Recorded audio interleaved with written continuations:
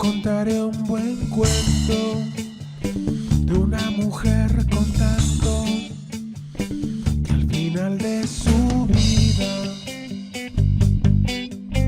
rodeándola con la mirada, instantes que de pronto se vieron acariciando el sexo.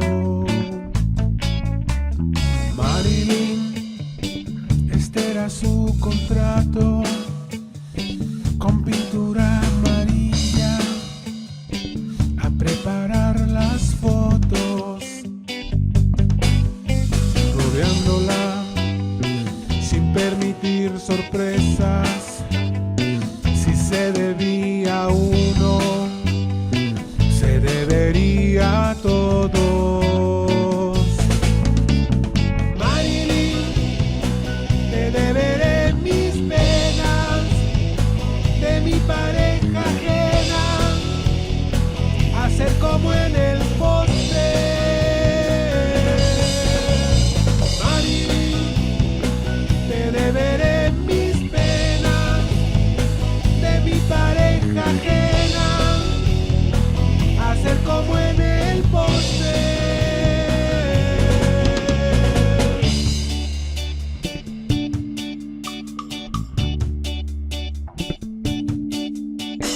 Marilyn era mujer invento de un cirujano atento a perpetuar belleza,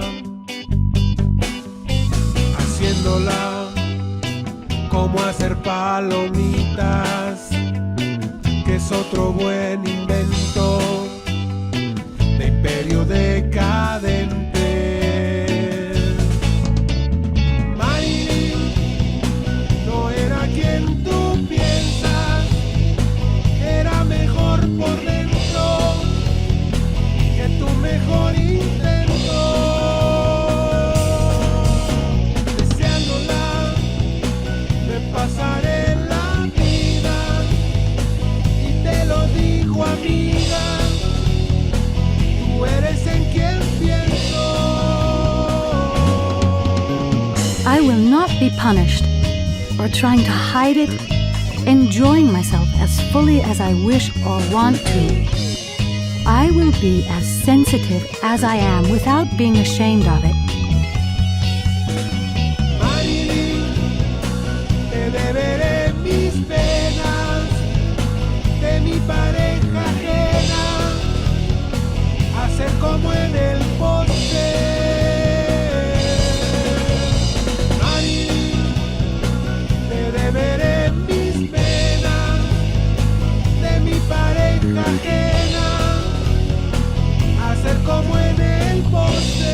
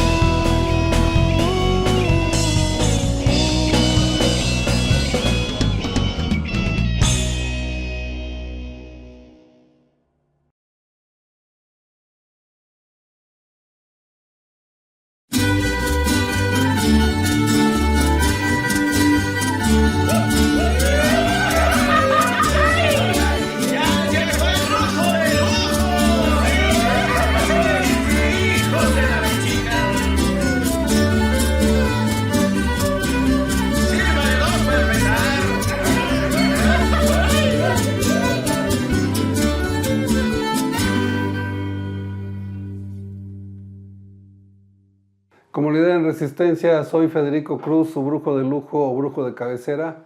Damos inicio a otra forma de comunicarse con ustedes en otra viernera.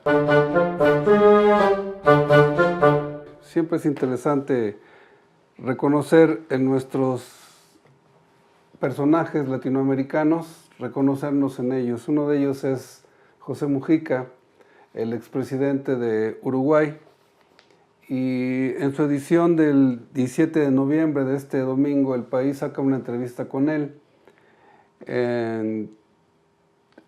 y la titula "Le pido a la vida que me permita seguir ladrando un poco, dando ideas". Bien, acaba de terminar su tratamiento porque tuvo un tumor en la zona digestiva y él reconoce que tiene 31 radioterapias y que con la mano dibuja el tamaño de una naranja. Dice, me quedó un hoyo de este tamaño y hasta que pueda rellenarse ese hoyo puedo comer algo. Se ve que le están dando alimentación para enterar o algo, pues no se puede hacer uso del tubo digestivo. Y en fin, y recuerda, y también nos recuerda que él en la década de los 70s, una tarde estaba en un bar de allá de Uruguay con otros amigos y un tipo los reconoce como guerrilleros tupamaros y los denuncia con la policía. Los cercan, se arma la balacera. ¿Por qué se arma la balacera? Aunque la derecha recalcitrante siempre reclama eso. Los guerrilleros, una de las condiciones que tienen es no entregarse. ¿Por qué? Porque a lo mejor pueden, dentro de la tortura a la que van a ser sometidos, denunciar, y para ellos es una información preciosa el movimiento que están llevando a cabo. Se arma la balacera, a él le tocan 6 disparos, lo dan por muerto, los soldados y policías lo meten a un hospital nada más para quitar un poco, matan a la mayoría de ellos, nada más para quitarse un peso de encima, lo dejan en el hospital y resulta que un médico que lo recibe es tupamaro, nada más que está encubierto, y él le salva la vida porque le puso, dice él, una cubeta de sangre. Y comenta, eso es como para creer en Dios, pero finalmente ni así cree Mujica. Comenta cosas muy interesantes. Por ejemplo, lo que nos interesa ahora es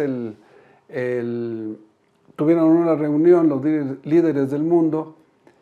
Tengo que hacer un paréntesis aquí porque vean ustedes el cartón que produce Calderón sobre nuestra presidenta que fue a la reunión, y vean ustedes cómo la pinta, que está dándoles a tole con el dedo y todos están dormidos alrededor de ella. Son ganas de jeringar lo que tienen esta gente que piensa así. Y vean ustedes qué terrible, hasta mal gusto tiene de hacer una presentación de nuestra presidenta cuando por lo menos tuvo un discurso muy congruente, lo que les llamó la atención en cuanto a gastos de guerra. En fin, ¿qué es lo que nos dice de importante Mujica? Fíjense, él hace apreciación de dos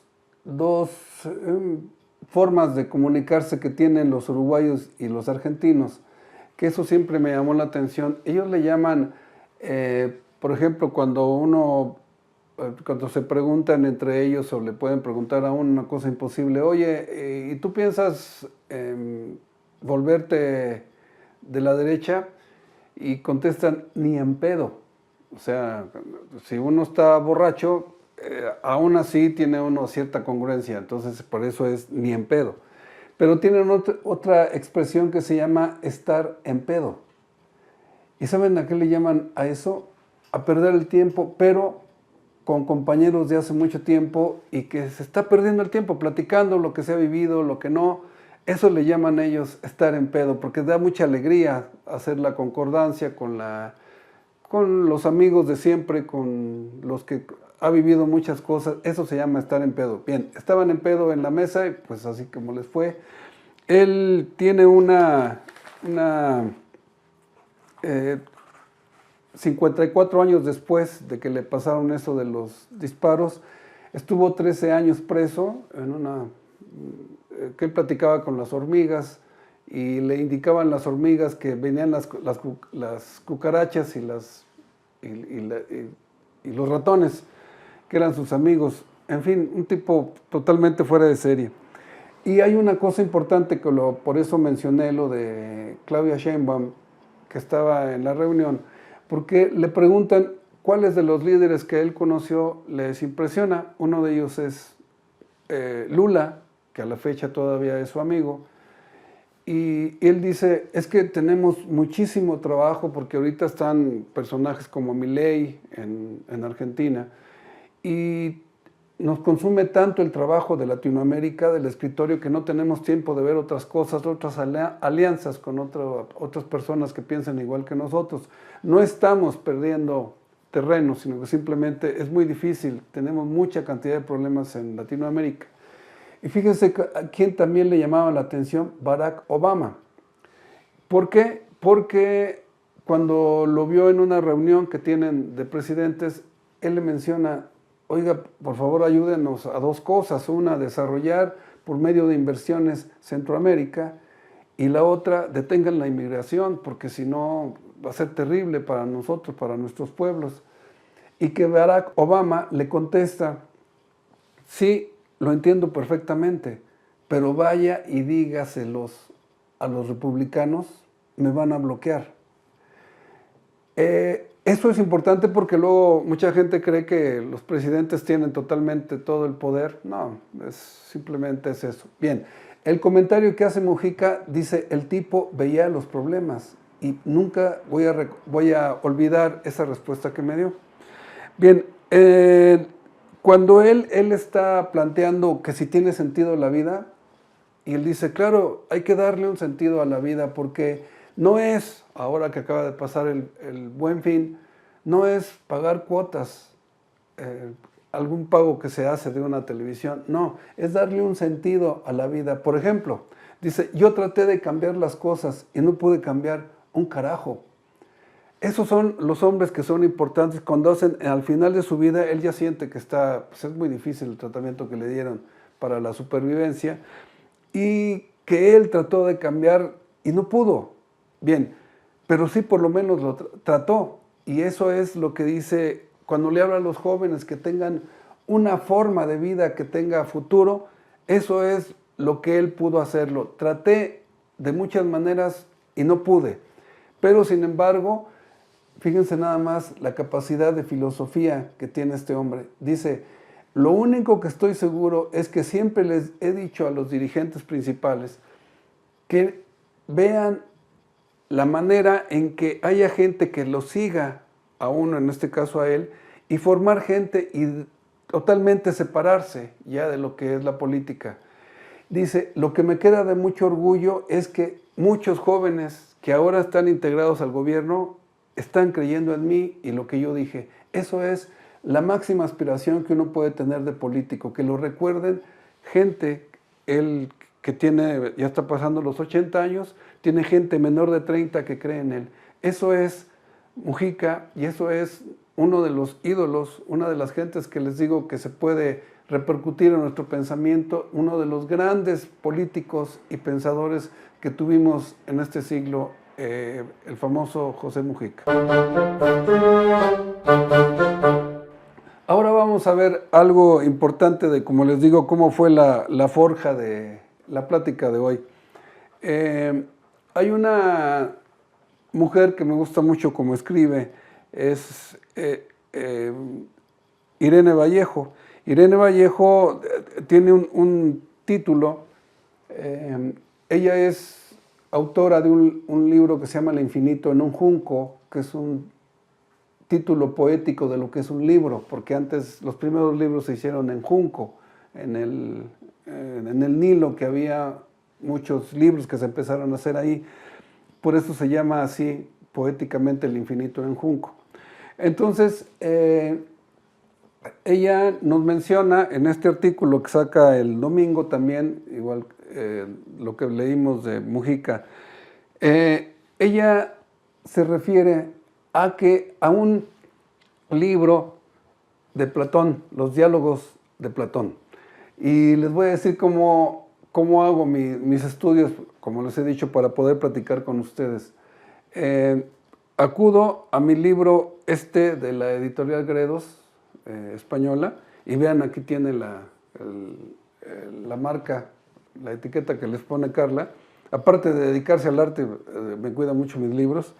Y en la primera parte, donde está la apología de Sócrates, que es lo más famoso, el más famoso de los diálogos. Pero hay una parte que se llama el banquete. El banquete es, aquí está, mírenlo, ahí te lo voy a poner Guillermo, es uno de los diálogos finales de este volumen. ¿Y por qué es tan importante esta editorial? Pues porque mencionan en las partes de abajo las explicaciones que dan, porque es una exquisita manera de explicar las intenciones de aquel entonces, y vienen mucho citado de las obras originales que publicó la Universidad de Oxford. Por eso es importante esto. Cuando uno en la secundaria que leímos los diálogos de Platón y era la editorial Porrúa, es muy aburrido porque son malas las traducciones y no son, uno termina por aburrirse, dice, pues esto no se le entiende mucho que digamos. En fin, por eso es que hay que cuidar las fuentes de cuando nosotros vamos a consultar esto. ¿Qué es lo importante de esto, de lo que estoy diciendo? Fíjense, hay tres cosas que me llaman mucho la atención en este capítulo que se llama El banquete. Y esto tiene que ver porque el anterior viernera, cuando Julea nos habla de Revueltas, ella dice que tenía el prurito, o sea, tenía la idea de que leer a Revueltas era leer a un activista político y era bastante, pues no sé, ella no daba crédito que fuera tan bueno escribiendo, tan ameno, algo tan especial que escribe José Revueltas. Esto les recuerdo que yo escogí la crónica que hace del nacimiento del Paricutín. De veras es una delicia leer a José Revueltas. No menciona para nada comunismo ni activismo político. Bien, fíjense, hay tres cosas que me llaman la atención. Una, ¿qué significa lo que conocemos que forma parte de este libro tiene 27 siglos, este diálogo de Platón? La primera, hay un médico presente en los diálogos que están teniendo y da la fórmula para quitarse el hipo, y el hipo se quita, mantén la respiración. ¿Se acuerdan de eso que nos enseñaron de niños? Pues aquí está la fuente. Segundo, ¿por qué el ombligo es importante? Porque ellos dicen, uno de los que están sustentando el discurso, hace toda una aclaración que, por cierto, es Aristófanes. ¿Es Aristófanes? Sí, Aristófanes. Es un autor cómico y él dice que dentro de la evolución que tuvieron los seres humanos, hubo unos tipos que tenían varios brazos, piernas, dos cabezas, y que precisamente los dioses, para poder hacerlos menos feos, entonces los partieron a la mitad y los envolvieron y hicieron un nudo en medio. Ese nudo es el ombligo. Bien, la tercera cuestión importante, la media naranja.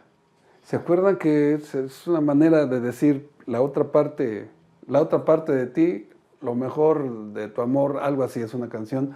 Y aquí viene la historia. ¿Por qué viene esta historia? Ya les dije que todo esto es importante porque aparece un personaje femenino que está, y eso es lo que trasciende totalmente para los estudios posteriores que se hacen de este extraordinario libro. Es una mujer que habla de filosofía, es una mujer que habla del amor enfrentado a los que están diciendo lo que están sosteniendo ahí. Y Sócrates dice, yo conocí a una mujer que se llama Diótima, y esa mujer habla de lo que es el amor como encuentro de contrarios. Porque todos los que están hablando hasta el momento, ellos dicen que son una manera de reconocer al amante. Hay cosas de pederastia, hay cosas, es un discurso duro, es un discurso también de homosexualidad que se complementan y que se halla muy bien Eros en presente y que tienen que estar alimentando al Eros. Pero resulta que dice Sócrates, yo conocí a una mujer que me dijo esto, es el encuentro de contrarios, no es el encuentro de alguien que, y ella lo dice explícitamente, es como buscar la otra parte de una naranja, pero la naranja es ácida a veces, y eso le da mucha riqueza al discurso. Entonces, fíjense, y lo menciona Irene Vallejo, ¿por qué? Cuando empiezan ellos a hablar, y aquí viene la parte importante que les digo, están bien crudos todos los que están hablando, están bien crudos porque el día anterior se pusieron, pero de veras una de aquellas, incluyendo a Sócrates. Y Sócrates ya, como llega él y ve que están todos así medios, pues en la cruda, ¿no? Pero están comiendo, y Sócrates se queda un momento, bueno, se queda un tiempo afuera, no saben si va a pasar o no, y ellos empiezan a hablar de lo que es el amor, y que se están refrescando el estómago porque pues el día anterior se pusieron bien chachalacos. Bien, y eso le pone mucho sabor a la lectura. Y empiezan a hablar ellos de lo que es, lo que les decía, los temas, para entender lo que es el amor del punto de vista masculino. Y aquí nos dice Irene Vallejo, pero hay un detalle muy importante. Dice el que está sosteniendo el discurso, que se salga la flautista, que se salga porque vamos a hablar los hombres. Bien, y veo la referencia que hay de los discursos, de los diálogos de Platón que publica Oxford, y Oxford nos dice, las flautistas, las que hacen la música, también eran consideradas cortesanas, entonces ellos pues, tenían relaciones con la gente con la que tocaban. Pero qué curioso, las sacan para que no los escuche. Y resulta que Sócrates, en su gran sabiduría, empieza a mencionar una mujer que entiende el amor como un juego de contrarios, juego o enfrentamiento de contrarios. Y eso le da una riqueza a los diálogos de Platón importantísima. Ya tiene voz la mujer. Por eso como que está un poco fuera de foco lo que está haciendo el caricaturista de Reforma y presenta la forma de una mujer que está dando a tole. No, no es cierto, es muy bien, su discurso está muy bien hecho y la presentación que ella hizo de algo es importante. Es importante que tenemos una mujer que hace uso de la palabra, nuestra presidenta, bien articulado su pensamiento y su manera del discurso de lo que va a ofrecer, para que vengan los ultraderechistas y nos la pinten así. Eso no es posible. Por eso recordé este artículo e inmediatamente fui a la fuente. Vuelvo a repetir, son muy antojados este tipo de diálogos, los que tenemos que cuidar las traducciones, porque luego, como les digo, es muy malas las traducciones que tenemos, y esto es una verdadera delicia, cómo empiezan los diálogos y todos se quedan pensando, pero esta mujer ¿en qué piensa? Y Sócrates la defiende. No, es el punto de vista de la mujer, porque es la primera vez que una mujer habla de filosofía. Qué importante entonces que podamos nosotros entender que ellas también tienen su parte. Claro, nosotros venimos de un país que ya tenemos presidente, ni siquiera los gringos lo pudieron lograr. Sí, pero siguen matando una gran cantidad de mexicanas.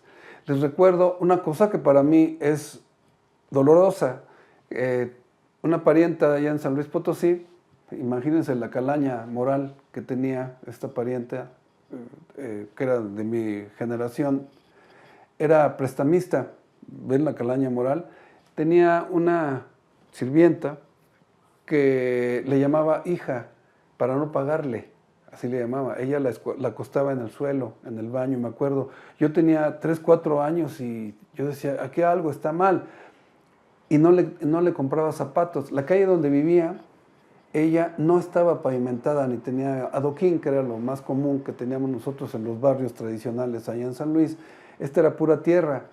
Y me llamaba mucho la atención cómo ella, cuando tenía que ir a un mandado, tenía que andar brincando los vidrios para no cortarse. Eso es una impresión de mucha tristeza que tengo yo de mi San Luis. Yo también soy de la generación, mis hermanas fueron educadas para trapear, fíjense bien, trapear hincadas. Y luego hay otras historias, espero que no les haya tocado a mis hermanos, las 2 mayores, que también cuando comento esto con las pacientes me dicen, y lo tenemos que hacer con amoníaco, y no podíamos soportar el humo que decían ellas que despedía.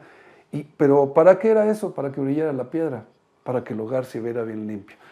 Eso somos los seres humanos. Por eso es que me interesaba mucho hablar de esta mujer que habla de filosofía, que habla del amor y pone en su lugar a los hombres que han expresado estas ideas, y tiene que ser Sócrates, porque ella habla, y claro, viene la discusión, no es que la inventó Sócrates, no es que si existió, no es que, eso no importa.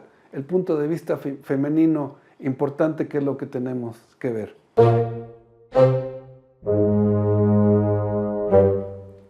Para ahora que viene la sección de la Yaya, yo estoy haciendo, ¿cómo se llama, Guillermo? Sidra de fuego. La sidra de fuego, se las voy a mostrar como ya está cumpliendo las 3 semanas que tengo que tener, bueno, no me acuerdo si son 15 días o 3 semanas que se están cumpliendo. Ahorita la voy a bajar para que vean que sí huele delicioso. ¿Por qué es importante? Para que no empiecen a decir que nada más hablo de puras cosas de política y cosas medio mafufas. ¿Por qué es importante este tipo de bebida? El vinagre de las abuelas, el de piña, el de manzana, porque la cantidad de cosas fritas que compramos, las quesadillas de la esquina, es aceite vuelto a guisar y vuelto a utilizar y vuelto a quemar, porque lo frito pues tiene su encanto y engañamos al organismo. Eso se vuelve sebo en nuestras arterias y venas. Por eso es muy importante consumir este tipo de bebidas, empezando por el vinagre que les manifiesto. Eso es para la salud. Los que sean muy chicharroneros o que sean muy antojados en la comida de la calle. Bien, por eso es importante que podamos mostrar esto de la Yaya. Bien, ahorita muestro eso. Adelante, Yaya. Hola, Brujo. Hola, comunidad en Resistencia. Y hola, Julia. Para esta viernera he preparado unas galletas con chispas de chocolate deliciosísimas. Y los ingredientes son una taza de avena, media taza de nuez. Puede ser cualquier nuez. Yo le puse una parte de nuez normal y otra de nuez de Castilla porque pues era lo que tenía. 50 gramos de chocolate oscuro, amargo. Media taza de mantequilla real, sin sal. Media taza de azúcar. Puede ser azúcar moscabado o azúcar moreno o piloncillo. Un huevo, media cucharadita de esencia de vainilla, media taza de harina blanca o fluida, media taza de harina integral, un cuarto de cucharadita de sal, media cucharadita de polvo para hornear, media cucharadita de bicarbonato y 50 gramos de chispas de chocolate. Dependiendo de las chispas de chocolate, si son muy chiquitas, muy pequeñitas, pues tantito más. Vamos con el procedimiento. Primero vamos a moler el avena en un molinito o en la licuadora, donde sea. Vamos a picar la nuez. El chocolate pues se raya o se pica también muy picadito. Y la sal se muele, o en caso de que le hayan puesto sal chiquita de mesa, pues está bien. Pero si es sal de grano o sal de mar, pues hay que molerla también, triturarla, que quede finita. Luego vamos a poner a derretir la mantequilla. Con unos 30 o 20 segundos en el microondas ya está derretida.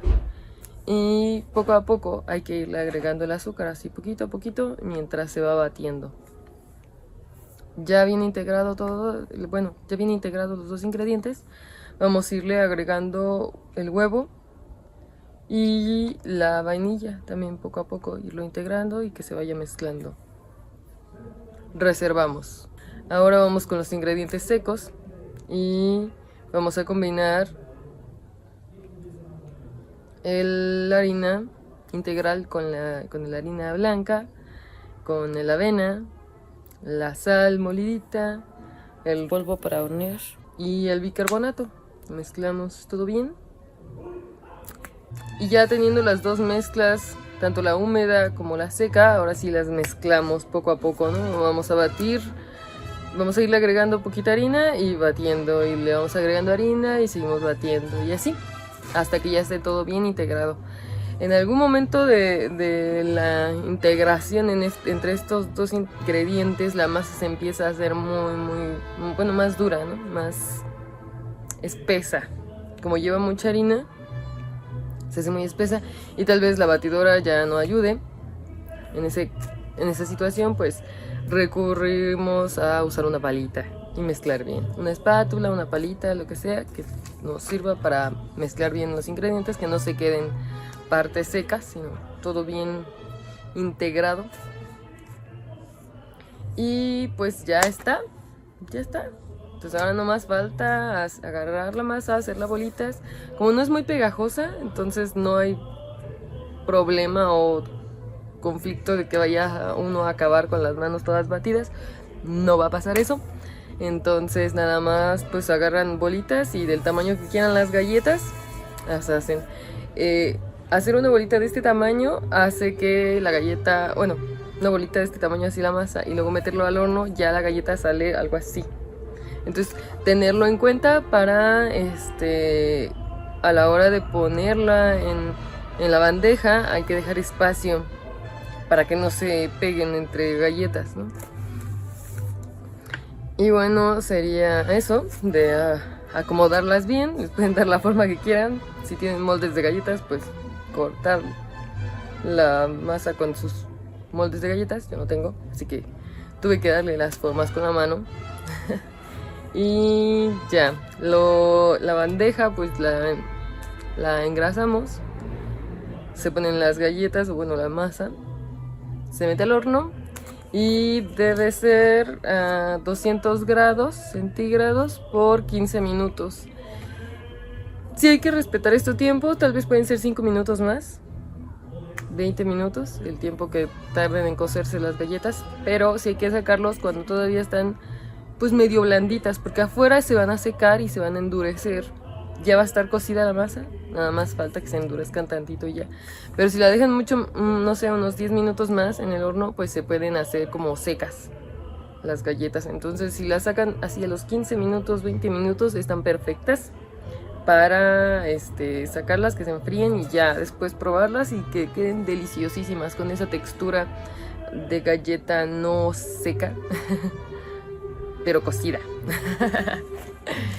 Y bueno, son las galletas con chispas de chocolate más deliciosas que he probado en mi vida. Y pues así las galletas comerciales y así, pues la verdad están medio gachas, ¿no? Pero si prueban estas galletas, es lo más delicioso de la vida. Esta masa alcanza como para más o menos unas 35 galletas. Estas cantidades. Pueden doblar la cantidad, pueden triplicar la cantidad y hacer un buen de galletas, pero pues esta masa alcanza para 35. Más o menos, ¿no? Depende si las hacen muy chiquitas o si las hacen muy grandotas, pues varía la cantidad, ¿no? Pero ahí está. Bueno, y sería todo por hoy. Espero que les haya gustado. Nos vemos la siguiente viernera y tengan bonito fin de semana. Gracias, Yaya, por tu receta de las chispas de chocolates. Siempre chocolates para los niños. El importante, lo que México donó al mundo, el chocolate. Y aquí está lo que les decía. Huele luego así algo importante. Aquí está la sidra de fuego. ¿Cómo es, Guillermo? La sidra de fuego, vean nomás cómo lo tiene Chayo, que va a mis pláticas de antes de la consulta. Huele, créanme, delicioso. Les vuelvo a decir, si toman su cucharada de esto antes de una cosa que sea muy condimentada o que esté frita, esto deshace todo el sebo que se va a las arterias y venas. Aquí espero que lo estén haciendo y que no me estén diciendo que no trato temas de salud. Ahora vamos a la sección de lo que Julia lea. Adelante, Julia. Hola, muy bonito viernes a todos y a todas. Espero que se le estén pasando muy bien. Un abrazo hasta allá, Federico, y un abrazo para la comunidad en Resistencia. El día de hoy, un poco continuando mi ciclo de reevaluando escritores mexicanos que son muy importantes, pero yo no entiendo por qué. Hoy quiero hablarles de Ramón López Velarde, que es quizás uno de los poetas más importantes de la literatura mexicana del siglo XX y de la literatura mexicana en general, ¿no? Creo que es un poeta que yo, bueno, no había leído. En general yo no leo tanta poesía como sí leo ensayo o novela, pero también era de estos como escritores que no se me antojaba acercarme porque yo decía, bueno, es que está tan... Hay tantos monumentos, hay tantos homenajes, hay tantos natalicios, hay tantas escuelas que posiblemente se llaman así, que pues no me dan ganas. O sea, posiblemente es un autor muy patriótico, ¿no? Eso también era lo que pensaba, porque pues de Ramón López Velarde el poema que más conocemos es La suave patria, ¿no? Que es este poema que pues se hacía aprender a los niños en la primaria y que me parece, no sé si fue Pancho Villa o Obregón el que dijo que cuando lo escuchó se lo aprendió de memoria solamente de una vez escucharlo. O sea, como que hay toda una serie de historias detrás de La suave patria, ¿no? Y lo que es muy interesante es que en realidad La suave patria no es como tal, o bueno, sí, pero no solo es un poema patriótico, sino que tiene más complejidades. Quizás en algún otro, tal vez en un 16 de septiembre, podamos hablar de La suave patria, porque en realidad es un poema que también está criticando el estado de las cosas, ¿no? La violencia de la revolución, también es irónico, también hay como cierta derrota. Entonces es más complicada La suave patria que como nada más decir como, sí, se levanta en el mástil mi bandera. O sea, es mucho más complicado. Y bueno, o sea, además yo la verdad es que también creo que platicaba que quizás como en la facultad yo estuve más clavada como con revalorizar ciertos textos escritos por mujeres. Quizás sí dejé de lado como muchos autores, sobre todo de principios de siglo, varones. Y la verdad que ahorita estoy recuperando y ha sido una gran experiencia para mí, porque sí, un poco leyendo a López Velarde puedo entender su importancia y como su relevancia para lo que sucedió después de la poesía mexicana, ¿no? Esto quizás alguien me lo pueda rebatir, pero lo voy a decir porque lo he constatado y mucha gente me lo ha dicho. El fuerte de México es la poesía. Tenemos buenas novelas, tenemos buenos cuentos, buenos ensayos, buen teatro, pero sobre todo tenemos muy buena poesía. Hay poetas de una talla, o sea, astral, o sea, abismal, o sea, como que son muy, muy talentosos, ¿no? Y López Velarde un poco fue de los primeros en introducir ciertos giros vanguardistas en México. La verdad es que su poesía justo estaba como en este cambio, porque, por ejemplo, algo muy interesante de su poesía es que los versos van rimados, pero no todos los versos, ¿no? Entonces uno como, no sé, lector actual, que quizás pues ya la poesía en realidad es verso libre, o sea, ya las cosas no riman, porque si riman se siente un poco ñoño o un poco cursi. En ese momento López Velarde fue de los primeros que dejó de rimar ciertos versos, y que sí rimaba algunos, pero dejó de rimar ciertos versos no porque se le diera la gana, sino que siempre hay, o sea, las decisiones formales siempre tienen algo detrás. Y creo que en el caso de López Velarde fue justamente la libertad para explorar como otro tipo de ritmo, de imágenes. O sea, la verdad es que tiene unas imágenes que o sea, no. Un amigo poeta llamado Alex Adame me decía, es que es Dios. O sea, como yo como poeta lo admiro muchísimo, ¿no? Yo leí Zozobra, que fue uno de los 2 libros que publicó en vida. Él falleció muy, muy joven, me parece que a causa de sífilis.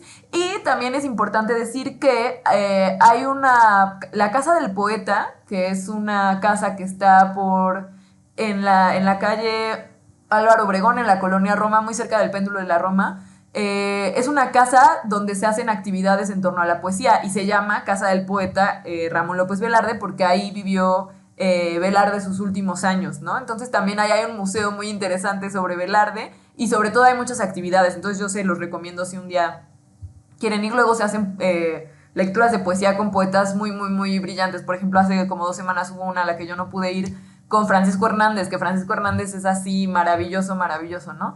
Entonces, bueno, decir esto, que como que yo también pude reevaluar a López Velarde. Yo leí Zozobra, lo leí en PDF en mi celular en el metro, lo bajé, lo descargué y lo estuve ahí leyendo. La verdad es que últimamente como que he estado leyendo en mi celular y funciona, sobre todo con poesía, porque pues es como, pues no es tanta la disposición en la página, sino que puedes como leer y procesar un poco y seguir ahí. Eso me ha servido mucho, pero es un PDF que está a disposición de todos. También está en Cervantes Virtual, ahí pueden consultar los poemas. Es un libro de 40 poemas y bueno, dos de las cosas más como relevantes de la poesía de López Velarde fueron, pues por un lado, la religión y el erotismo. O sea, él combina todo el tiempo estas dos dimensiones, ¿no? Entonces es muy interesante que como que para él, pues como el amor, el encuentro amoroso, también está muy relacionado con como lo sacro y lo religioso, ¿no? Entonces también uno pensaría como de, ay, no, o sea, como ahorita estamos siendo bien disruptivos porque, no sé, hablamos de religión y amor y la gente se enamora de, no sé, o como en Fleabag, la gente se enamora de un cura en las series y es como, bueno, es que eso que pensamos que es disruptivo ya se había hecho, ya se había pensado, ¿no? O sea, gente como López Velarde ya había hecho cosas que tenían que ver con eso, ¿no? Entonces, bueno, este libro, el de Zozobra, sí tiene muchos poemas que, por ejemplo, hay uno que se llama Idolatría, que es como un repaso del cuerpo femenino, que pues justamente habla como del cuerpo femenino como algo que idolatrar, ¿no? Justamente pues sí puede ser que como es tan sobre las mujeres y sobre sus cuerpos, pues puede estar un poco quizás pasado de moda, pero creo que yo no echaría en saco roto, o sea, la música que se escucha cuando lee su poesía, o sea, ya sea en voz baja o en silencio, o sea, el oído interno, o sea, te dicen, no, o sea, este tipo sabía lo que estaba haciendo, ¿no? Hay un poema que se llama, la estrofa danzante, me parece, la estrofa que danza, y es muy loco que lo lees y sí es como si estuviera danzando las letras, o sea, como el ritmo es como si fuera una danza, entonces es muy, muy loco eso, o sea, que alguien pueda hacer eso, ¿no? Y bueno, yo les quiero leer uno o dos poemas a ver si nos alcanza. El primero es uno cortito, se llama El disco de Newton y a mí me encantó porque es un repaso por los colores del disco de Newton, entonces ahí va. Y la idea de la poesía es pues no solo como el sentido, sino el sonido, ¿no? El sonido de sentido. Entonces dice, disco de Newton, omnicromía de la tarde amena, el alma la sordina y la luz peregrina y la aventura plena y la vida honada que por amar está desencajada. Firmamento plomizo, en el ocaso un rizo de azafrán, un ángel que derrama su tintero, la brisa cual refrán lastimero. En el áureo del liquio, del collado, hálito verde cual respiración de dragón. Y el valle fascinado impulsa al ósculo que se remonte por los tragaluces del horizonte. Tiempo confidencial como el dedal de las desahuciadas bordadoras que enredan su monólogo fatal en el ovillo de las huecas horas. Confidencia que fuiste en la mano de ayer, veta de Rosicler, un alpiste y un perfume de Orsay. Tarde como un ensayo de dicha entre los pétalos de mayo. Tarde, disco de Newton, en que era omnícroma la primavera y la vida honada en un pasivo amor desencajada. O sea, es muy bonito que pues, tú ves los colores ahí de la tarde, ¿no? O sea, ves el azafrán, que pues, sería como el amarillo, ¿no? Por ahí el verde del dragón, el Rosicler, ¿no? O sea, como este rojo, ¿no? Eso, bueno, no sé, se me hizo muy bonita la forma que fuera el disco de Newton, hiciera un repaso, ¿no? Pero mi favorito, así de verdad mi favorito, así que yo dije, ¿qué es esto? Es uno que se llama El viejo pozo, que es un poco más largo, pero es que de verdad las imágenes, o sea, es que a mí todo lo que tenga que ver con la infancia y los recuerdos me puede mucho, ¿no? Entonces, vean estas imágenes. El viejo pozo. El viejo pozo de mi vieja casa, sobre cuyo brocal mi infancia tantas veces se clavaba de codos buscando el vaticinio de la tortuga o bien el iris de los peces, es un compendio de ilusión y de históricas pequeñeces. Ni tortuga ni pez, solo el venero que mantiene su estrofa concéntrica en el agua y que dio fe del ósculo primero que por 1850 unió las bocas de mi abuelo y mi abuela. Recurso lisonjero con que los generosos hados dejan caer un galardón fragante encima de los desposados. Besarse en un remedo bíblico junto al pozo y que la boca amada trascienda a fresco gozo de manantial y que el amor se profundice en la pareja que lo siente como el hondo venero providente. En la pupila líquida del pozo espejábanse, en años remotos, los claveles de una maceta, mas la arquitectura ágil de las cabezas de 2 o 3 corceles, prófugos del corral, mas la rama encorvada de un durazno, y en época de mayor lejanía, también se retrataban en el pozo aquellas adorables señoras en que ardía la devoción católica y las brasas de Eros, suaves antepasadas, cuyo pecho lucía descotado, y que iban, con tiesura y remilgo, a entrecerrar los ojos a un palco a la zarzuela, con peinados de torre y con vertiginosas peinetas de carey, del teatro a la vela perpetua, ya muy lisas y muy arrebujadas en la negrura de sus mantos. Evoco, todo trémulo, a estas antepasadas porque heredé de ellas el afán temerario de mezclar tierra y cielo, afán que me ha metido en tan graves aprietos en el confesionario. En una mala noche de saqueo y de política, que los beligerantes tuvieron como norma equivocar la fe con la rapiña, al grito de religión y fueros y viva la reforma, una de mis geniales tías, que tenía sus ideas prácticas sobre aquellas intempestivas griterías, y que en aquella lucha no siguió otro partido que el de cuidar los cortos ahorros de mi abuelo, tomó 4 talegas y con un decidido brazo las arrojó en el pozo, perturbando la expectación de la hora ingrata con un estrépito de plata. Hoy cuentan que mi tía se aparece a las 11 y que cumpliendo su destino de tesorera fiel, arroja sus talegas con un ahogado estrépito argentino. Las paredes del pozo, con un tapiz de lama y con un centelleo de gotas cristalinas, eran como el camino de esperanza en que todos hemos llorado un poco. Y aquellas peregrinas veladas de mayo y de junio, mostrándome del pozo el secreto de amor. Preguntaba el durazno, ¿quién es ella? Y el pozo, que todo lo copiaba, respondía, no copiando, más que una sola estrella. El pozo me quería senilmente. Aquel pozo abundaba en lecciones de fortaleza, de alta discreción y de plenitud. Pero hoy, que su enseñanza de otros tiempos me falta, comprendo que fui apenas un alumno vulgar con aquel taciturno catedrático, porque en mi diario empeño no he podido lograr hacerme abismo y que la estrella amada, al asomarse a mí, pierda pisada, perdón. Ay, era al final y me equivoqué, perdón. Bueno, o sea, este poema me pareció genial por muchas razones, o sea, porque está hablando de sus antepasadas, de ese pozo. El venero es como una cascadita, ¿no? O sea, dice, como ahí se besaron por primera vez mis abuelos, ahí una tía estaba como intentando salvar los ahorros de mi abuelo cuando fue la guerra de Reforma, ¿no? Pero también estas imágenes del pozo, o sea, es brillante, o sea, la idea de que obviamente el pozo refleja cosas, ¿no? Refleja el durazno, refleja las macetas, pero esta cosa de quién es ella, lo que hace el pozo es reflejar una estrella, porque literalmente tú te asomas y el agua refleja, ¿no? O esta idea de la pupila transparente, ¿no? O que, por ejemplo, el amor se profundiza como un venero, ¿no? O sea, el amor se profundiza como el agua que cae de una cascada, ¿no? O sea, me parecen unas imágenes brillantes, y eso de que yo era un vulgar alumno y él era mi catedrático, ¿no? O sea, el pozo me enseñó cosas a mí. No sé, me pareció así un poema genial. Entonces, bueno, El viejo pozo y zozobra, el poemario, por si lo quieren checar. Y pues ahí la invitación a ir develando y a ir entendiendo por qué ciertos poetas son importantes, ¿no? Y bueno, un abrazo muy, muy grande y nos vemos muy pronto. Gracias, Julia. Ya me estaba preocupando porque no tratabas el tema de nuestro poeta nacional, que yo siempre lo tengo bien prendido en el cerebro, y sobre todo ese importantísimo zozobra del que nos hablaste. Gracias por tu sapiencia y la manera en que tienes de enhebrar tus pensamientos para el gusto por la lectura. Bien, aquí está, miren, le hago así para que vean que sí son nuestras veladoras. Recuerden que tenemos muchos problemas de crecimiento de nuestras hierbas y que hay que seguir lo que hacían las abuelas, de prender una veladora al principio de mes para que no nos falte casa, vestido y sustento, que en este caso es el sustento para poder ser una comunidad en resistencia. Nos está faltando el crecimiento de las hierbas. Si prenden esto, a lo mejor nos comunicamos espiritualmente para hacer una cadena. Si son comunistas o son agnósticos y no creen en Dios, a pesar de los milagros que le hacen, que decía Mujica que le recetaron una cubeta de sangre y lo salvaron, si son así, pues entonces préndanla por dentro para que no hagan el ridículo con sus amigos. Ahí les va, se los dejo de tarea, va a ser muy importante la próxima vez, que hay gente que se preocupa mucho por los que los gringos y sus elecciones los van a cambiar. No cambian. Les dejo de tarea, hasta parece que me siento en clase.